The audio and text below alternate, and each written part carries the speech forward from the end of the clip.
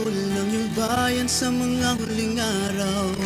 Sumpa kami, Ama, sa isang banal na tungkulin. Ipangaral ang balita ng kaligtasan.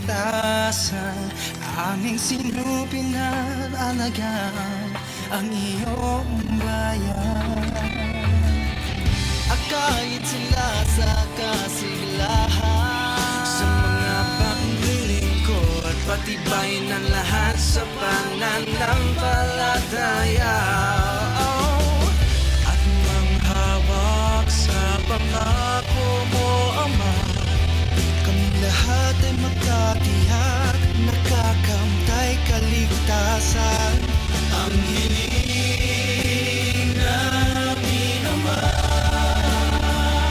matapos namin ang aming tapuhin sa lahat ng sandali, magtatapat ang tungkuling itiniwala, puspusan naming magawa.